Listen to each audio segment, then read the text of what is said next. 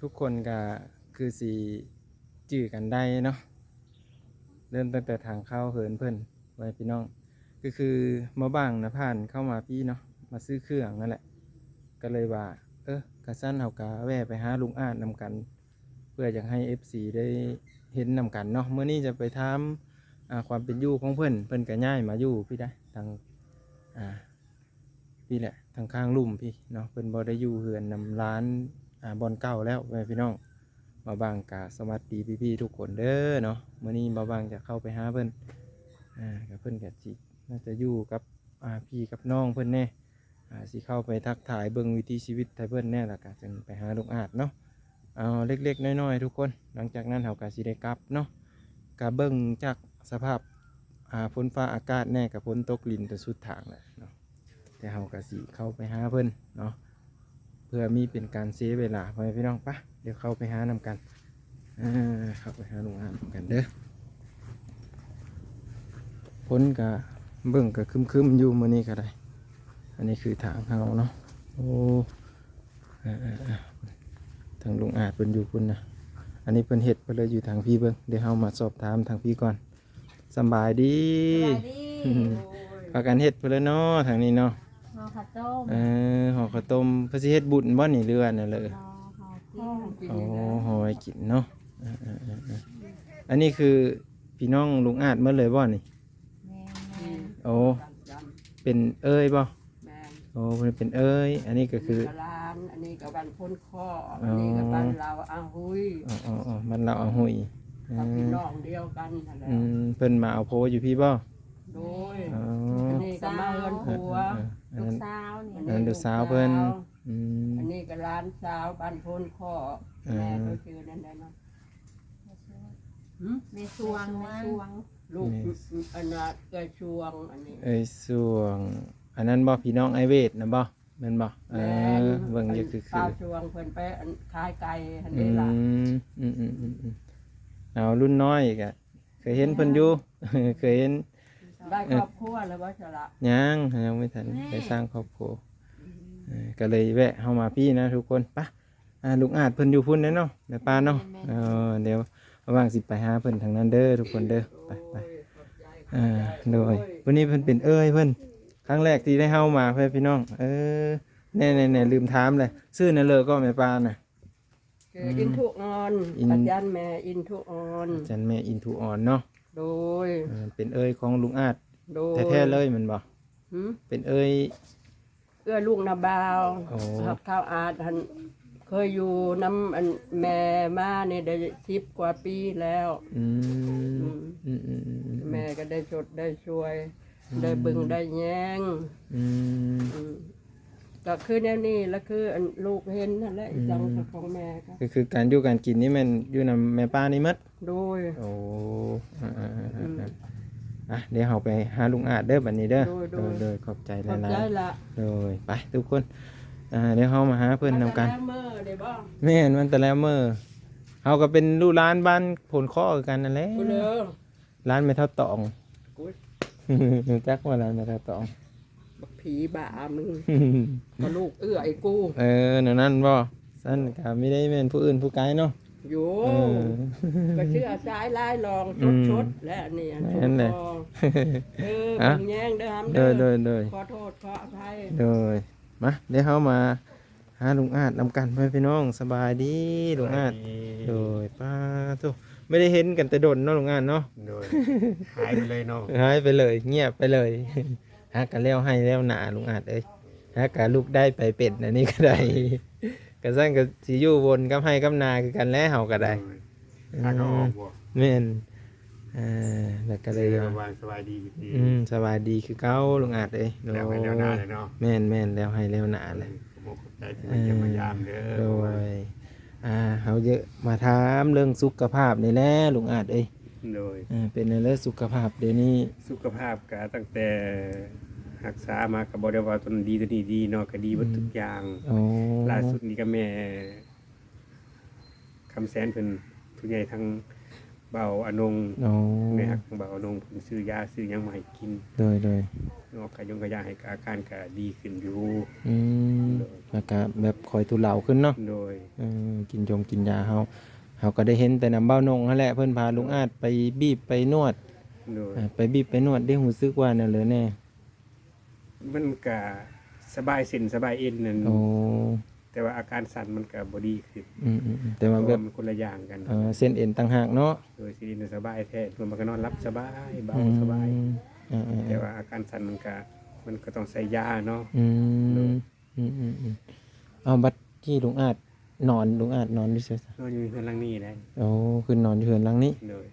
ตัวนั้นแหละเป็นเฮือนเอื้อยเพิ่นอยู่พุ่นเนาะอ๋อ อันนี้ก็เฮือนเพิ่นคือกันนั่นแหละบ่แม่นเฮือนผู้ค้าเด้ โอ้แต่ว่าลุงอาจง่ายมาอยู่นำเพิ่นแล้วเพิ่นให้ขึ้นอยู่พี่ โดย แต่ตัวนี้เพิ่นก็เน่งไฟฟ้ามาพี่เนาะ โดย พอได้ใส่สากโทรศัพท์ใต้พื้นใต้ไผเนาะ โดย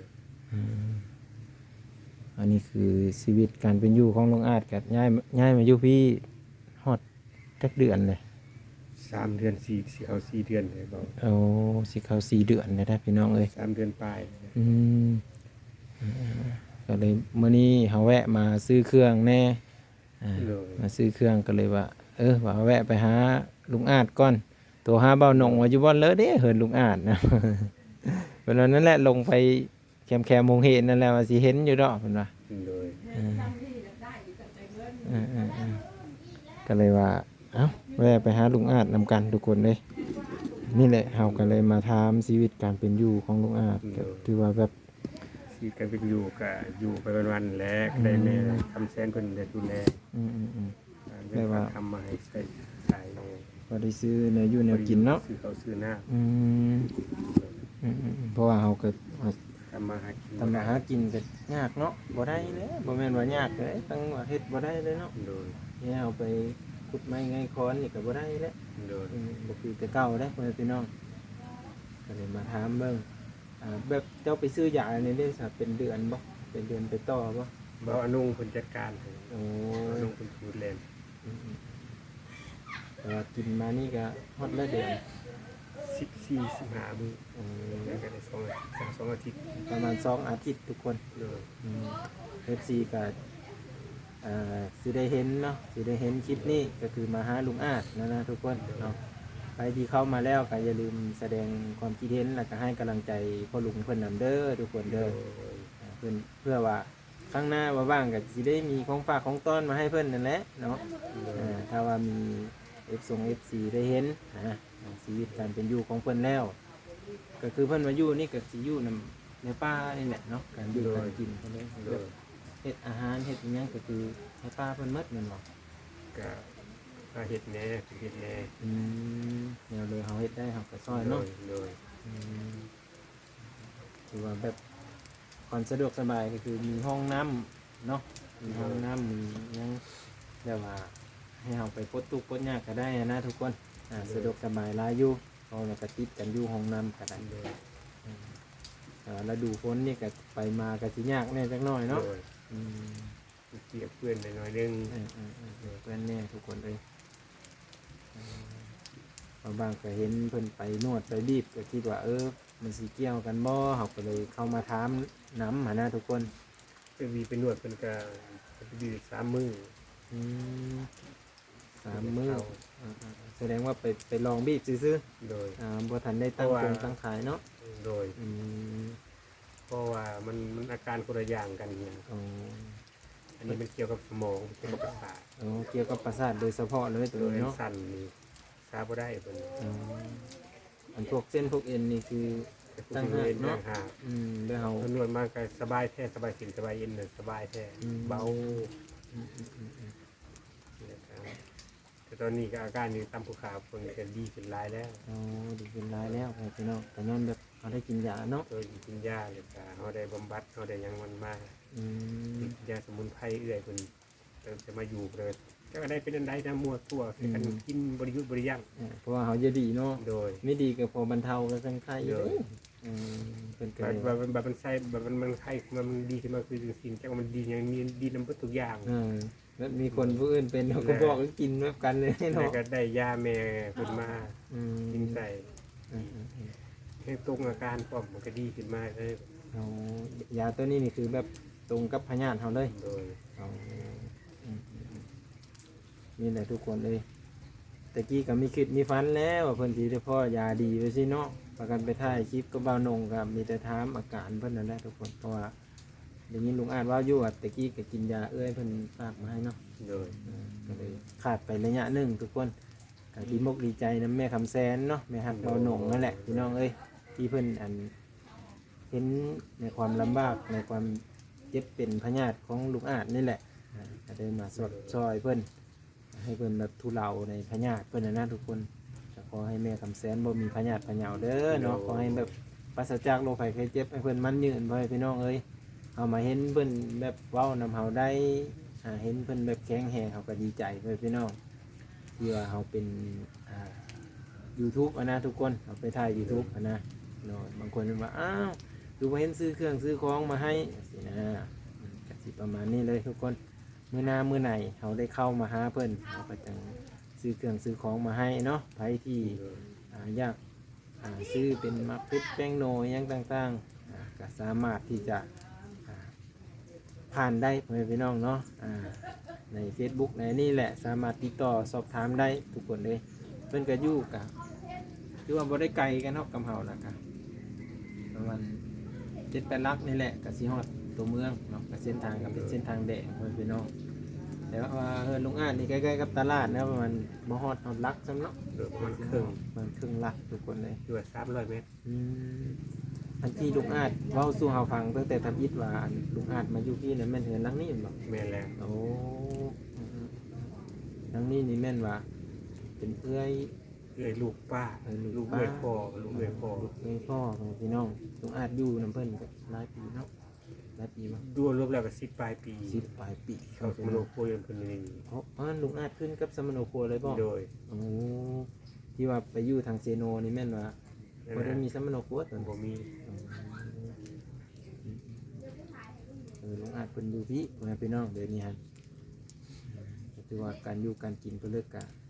ขึ้นกับแม่ใหญ่เพิ่นนั่นแหละแม่ป้าก็เป็นเอื้อยของลุงอาจนั่นแหละ โดยก็ซ้ำเอื้อยอะไรเอื้อยขี้ๆนี่แหละ ก็ดีอยู่เนาะเพิ่นก็ได้ โดย เพิ่นก็เบิ่งแยงดูแลพ่อแม่พี่น้องเอ้ยเบิ่งแยงดูแลกันไปนี่แหละให้เติบโตเนาะ โดย ก็คือมาว่างก็ถ้าว่างมาว่างก็จะเข้ามาเยี่ยมมายามคือว่าเราบ่ได้มีหยังเราก็มาเยี่ยมมายามกันพ่อแม่พี่น้อง โดย ได้ฮู้ได้เห็นกันแล้วก็เป็นบุญเด้พ่อแม่พี่น้องเอ้ย โดย เป็นบุญของเฮาเป็นบุญของอันลุงอาจพร้อม โดย ว่าแตะกี้กันว่าได้ยินแต่ซื้อแล้วผมอยู่กับซิโนเนาะ สิไปหากันกันมันไกลนี่พี่น้องก็เลยบ่ได้ไปเห็นกันตอนนี้ก็เลยกลับเข้ามาไทยกรุงไทยคลิปเนาะ โดย ติดตามเบิ่งในซ่องเบ้าหนงเพิ่นจะเข้ามาหาลุงอาจอยู่ แต่ว่าไปบีบไปนวดนี่บ่ได้ไปแล้ว ไม่ได้ไปแล้ว มีแต่กินยาบัดนี้เนาะ กินยา ในการรับประทานยานี่นะแม่นกินเช้าเป็นแรงบ่ เศร้าแรง เช้าแรงทุกคน2 เวลาเช้าแรงนี่คือเอาได้มาถามได้มาสอบถามเนาะให้หูจักนำกันเพื่อนพี่น้องเลยนี่เลยอันนี้คือบอลอยู่บอลเสาของลุงอาจที่อยู่ลุ่มพี่ โดย ทางเส้นนี้ก็จะไปฮอดเสือกับลุงอาจตอนนี้ โคตรคู่ โอ้ทางเส้นนี้นะ โดย โอ้แต่ ต่ ต่ อ อ มันก็อ้อมแผ่นอ้อมมา อ๋อวันแรกก็ทางอ้อมเมืองเนาะ อ้อมเมือง ทางอ้อมเมืองทุกคนนี่อันนี้ก็แม่นคือกันได้เส้นทาง นี่ก็ที่ทางกัน แต่ว่าออกไปฮอดพุ่นกัน เฮียนอ้อมแล่นออกไปทางพูดกัน โอ้อ้อมโรงเรียนเนาะตัวนี้ อ้อมเฮียนออกทางลวกกัน อืม มันมีแยกไปหันดี อืม แยกไปทาง วันแรกก็ทางอ้อมเมืองนั่นแหละทุกคน โดย ทางซอยเนาะ โดย ไม่เคยเข้ามาจักเทื่อได้ทางนี้ไม่เคยเข้ามาจักเทื่อเฮาก็ได้แต่ว่าแม่ป้าเพิ่นนี่ก็มักปลูกเครื่องคองเนาะ โดย เบิ่งเต็มหมดเครื่องอยู่ของกินไว้พี่น้องหมักไม้หมักตอกนี่นับตั้งแต่มาหย่อมแล้วแต่ก็กล้วยเต็มหมดเลยคักหลายบรรยากาศเพิ่นอยู่แบบนี้ก็ได้เนาะจะประมาณนี้เด้อนี่แหละทุกคนเลยมาบ้างก็ให้เบิ่งบรรยากาศ ฝนตกนี่มันบ่ได้พระบ่ได้หยังใส่ติดลงมา พระอยู่ เป็นอันนั้นบ่เป็น ระวังถ่ายกันถ่ายได้เลย จะหน่อยถ่ายคลิปแล้วสิถ่ายให้เบิ่งทุกคนกับมันก็เม็ดดอกอย่างนี้เนาะเป็นปวกเป็นหยังขึ้นแล้วทุกคนแต่ว่าปูเสื้อตลอด ไปปืดพวกกิน ก็บริหือเพล เพราะว่าเห็นทางพื้นนี่นะทุกคนเห็นอยู่เหินเนาะอยู่เหินปูซ่านพระไว้พัดไปปืดกันพวกเฮ็ดเม็ดแล้วพวกกินเม็ดกับอยู่บริไกลกันดอกทุกคนประมาณ3 เมตร 2 เมตรนี่แหละแต่เหินเอื้อยเพิ่นมาหาบอลลุงอาจอยู่นะประมาณนี้ทุกคนเด้มาบ้างกะสีลำหลาเด้อทุกคนเด้อกะสีเคยลุงอาจไว้ซื้อกันซื้อเพื่อกระซื้อตลาดน้อยมาถ้าจะกินหวานๆก็ซื้อลุงอาจมีบ่หลายน้ำจิตน้ำใจลุงอาจ ผมใจเดี๋ยวบางเด้อที่ดูใจแบบแบ่งปันคอยเลยทานนู่นทำนี่ก็คอยได้ก็คือเดือนบาง100 เท่าพันเท่าเด้อบางเด้อ บ้างกะคำอิดว่าสิซื้อเป็นปิ้งเป็นนั่นมาให้เพื่อนก็ว่าไปหาลุงอาจให้เพื่อนซื้อเอาเอง เพราะว่าตลาดมันก็มาฮอดเนาะตลาดนึงตลาดน้อยมันก็สิเฮามาหาเอาอยู่แล้วนะทุกคนซื้อเอาอาหารมันก็สิสะดวกสบายขึ้นหลายนะเพราะว่าเอาซื้อมาแนวพอลุงเพื่อนกินไม่ได้ก็หน่อยคือว่าแล้วเนาะ อันนี้แค่นี้ผมซื้อกินเลยนะเอาให้แหละทุกคนเลยประมาณนี้แหละทุกคนมาบ้างก็ขอบพระคุณ FC ที่อยู่ประเทศไทยและอยู่ต่างประเทศนำเด้อที่เข้ามาติดตาม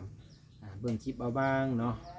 บ่ค้ามโฆษณาของมาบ้างทุกคนแล้วก็ใครที่อยากซอยเรือลุงอาจเนาะในย่านแบบว่าเป็นมักเป็ดแป้งนัวบ่เครื่องอาหารแห้งเนาะ โดยทุกอย่าง ให้อยู่แนวกินเพื่อไปน้อง โดยเธอกิน สามารถช่วยเหลือเพิ่นได้เอากับเบิ่งคนที่เพิ่นบ่สามารถช่วยเหลือตัวเองได้แหละทุกคนเราก็จะได้บุญหลายนะทุกคนเอ้ยเนาะบ่บางสิจบไว้เพียงซ้ำนี้เด้อทุกคนเด้อล้ำลาไว้เพียงซ้ำนี้ถ่ายคลิปเอาบางจะถ่ายบรรยากาศบนเพื่อนที่ลุงอาจนอนเนาะ โดย มาทุกคนไปเดี๋ยวเบิ่งนำกันไปพี่น้องเอ้ย เทิงบ่ บ่อยู่ลุ่มก็ได้ลุงอาจ โดยท่านบางไทยเลย โดยนี่ตัวนี้จะเป็นผักกระจาด ไม่เท่ากับล่างแต่ นี่ประมาณนี้เนาะอันนี้ก็คือว่าอะไรเนาะปวกยังก็จะกินแน่จักหน่อยเด้อดิลุงอาจเป็นก็อยู่วันพี่เนาะก็สิมีแต่ลุงอาจในตีนอนอยู่นี่เนาะลุงอาจก็จะนอนอยู่นี่ทุกคนเลยนี่โอ้ยนอนบอลลุงอาจอยู่ก็ได้เป็นก็ว่ายามนี่ฝนมาทางพี่ได้พี่ทุกคนฝนฉาดมาแต่พี่ได้ฉาดมาพี่เลยผากระจงผากระจาดไปเลยจะประมาณนี้เนาะพี่ทุกคนล่ำลาแล้วเนาะมื้อหน้าเด้อลุงอาจเด้อได้มีโอกาสเวลาเฮาสิแวะเฮามาหาเจ้าอีกโดยได้เด้อที่ไปเรียนมาย่านเด้อบางเด้อโดยขอบใจคือกันคิดว่ามาสิเห็นเพิ่นบ่เนาะเสียงดวงมาก่อนว่ะ บ่ได้ไปเสียดอกผมว่าอยู่ประจำเนาะโอเคซะนะไปเอากลับก่อนเด้อวันนี้เด้อสวัสดีเด้อ โอเคไปทุกคนเดินทางด้วยความตลอดปลอดภัยเฮาก็ได้กลับก่อนเด้อเสร็จแล้วแม่ป้าไปทางเลยแหละพุ่นแม่ป้าเพิ่นอยู่ทางพุ่นเบิ่งครั เจ้า บ เป็นลูกเป็นหล้านป้าตองอัน เป็นลูกพ่อหลิงลูกพ่อหลิงได้ก็บอกเห็นเพิ่นคือสิฮู้จักอยู่แล้ว แต่ว่าแล้วแม่ป้ากับเขาอีพ่อก็ไม่ได้คอยเที่ยวมาพี่ฉันมีฮู้จักบ่อันแม่ป้าเพิ่นมีแต่ไปอันนั้นสงกรานต์ได้เป็นอันใดอยู่ใช่เพิ่นอยู่พู้นอยู่กับเศรษฐโมกพุ่นได้การบ้านจองเพิ่นก็เพิ่นก็ได้ไปคือกันเพิ่นก็ค่อยอันนั้นแน่แล้วเดี๋ยวนี้ลูกเต้าเพิ่นใหญ่มาได้เด้ลูกจักคนเหมือน4 คนผมไม่จักแต่กี้เจ้าก็อยู่บ้านเลยบ้านเล่าบ่ก็เอื้อยของแม่เฒ่ามาไล่หงหักแม่เฒ่าคนไปคน ไปสอนอยู่เมืองพีนแล้วก็จังได้เห็นเฮือนอันสงกราร อืม ออกสงกรารก็ไม่เท่า ลงตลาด โอ้ ไปใช่ไหม สิพากันไปตลาดบ่อืม ยังไม่ได้ยังไม่บ่ ยัง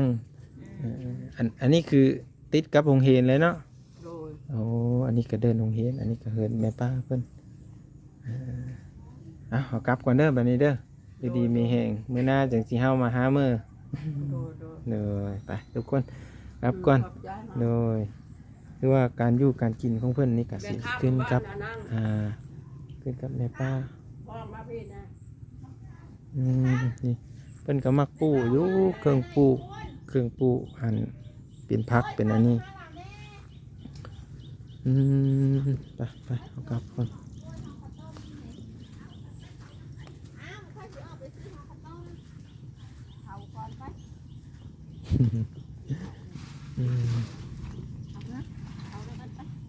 จะได้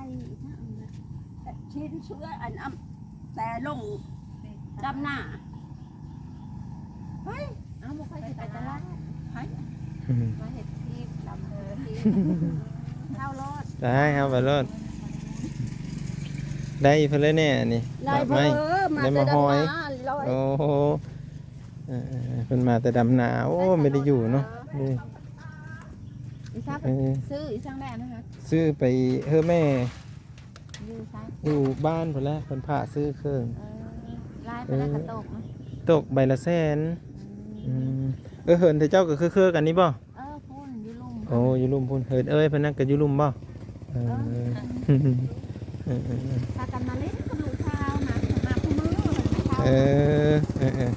แต่เจ้าเป็นร้านเนาะเอิ้นเพิ่นแม่เฒ่าทุกคน มาเลยบ่มาได้เลยล่ะ บ่หาก็มาเธอทำอิฐเลยนี่ มีเคยได้เฮามาจักเธอ บ่นงพลมาคู่มือ ทุกคนสิประมาณนี้เห็นบ้านหนึ่งเมืองเดียวกันแล้วก็เลยถามกันไป